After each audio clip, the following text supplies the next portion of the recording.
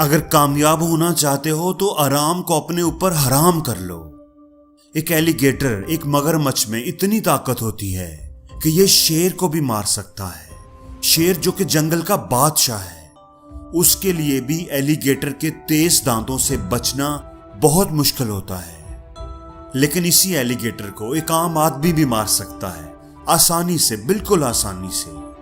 उस वक्त जब एलिगेटर खाना खा लेता है, अपना पेट भर लेता है, सेटिस्फाई हो जाता है, तो फिर ये ऐसी स्टेट में चला जाता है जैसे ये पैरालाइज हो जाता है और उस हालत में ये अपना दिफा नहीं कर पाता और मारा जा सकता है।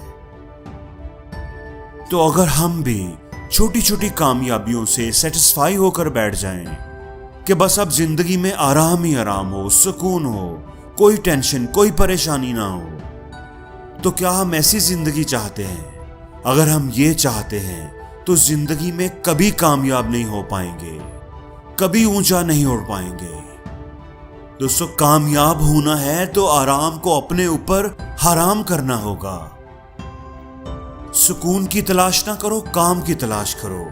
चैलेंजेस को, मुश्किलों को, परेशानियों को अपनी जिंदगी में वेलकम करो।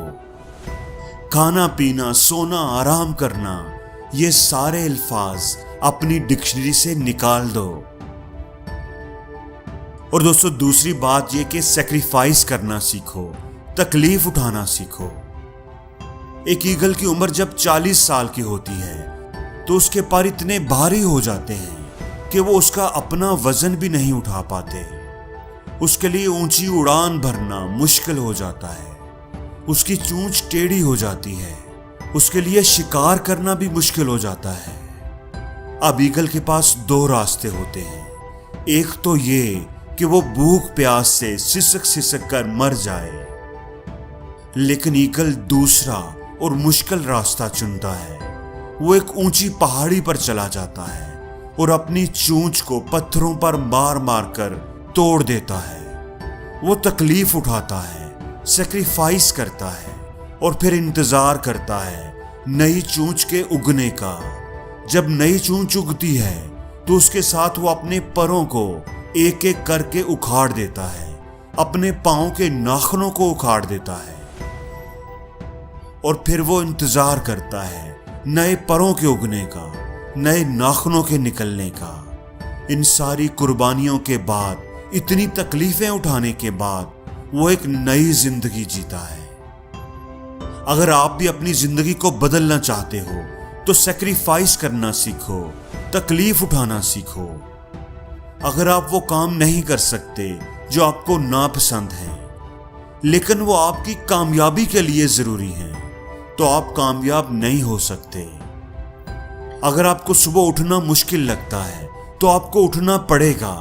अगर वर्कआउट करना मुश्किल लगता है तो करना पड़ेगा। रातों को जागना पड़ेगा, भूख प्यास को भूलना पड़ेगा, तकलीफ उठानी पड़ेगी, कुर्बानी देनी पड़ेगी, फिर ही जाकर के आपको कामयाबी मिलेगी। और दोस्तों, तीसरी चीज जो कामयाबी के लिए, किसी भी काम में कामयाबी के लिए बहुत जरूरी है, वो है खुद पर यकीन। आपने हाथी के बच्चे वाली कहानी तो जरूर सुनी होगी, जिसको उसके मालिक ने एक कमजोर सी रस्सी से बांधा होता है। उस हाथी में इतनी ताकत होती है कि वो अगर चाहे तो एक झटके में वो रस्सी तोड़कर आजाद हो जाए, लेकिन वो ऐसा कर नहीं पाता। वो सारी जिंदगी उसी रस्सी से बंधा रहता है, क्योंकि उसके दिमाग में ये यकीन बैठ चुका होता है कि मैं इस रस्सी को नहीं तोड़ सकता। दोस्तों, यकीन में बड़ी ताकत होती है। अगर आप किसी काम का आगाज महदूद यकीन के साथ करते हैं, किसी ने आपके कान में कह दिया, ये बात डाल दी कि ये काम आपसे नहीं होगा, तो आप वो काम नीम दिली से और बेयकीनी के साथ करेंगे। और जब आप बेयकीनी से करेंगे तो आपका दिमाग अपनी पूरी सलाहियतों को इस्तेमाल ही नहीं करेगा और आपको कभी भी अच्छा रिजल्ट नहीं मिलेगा।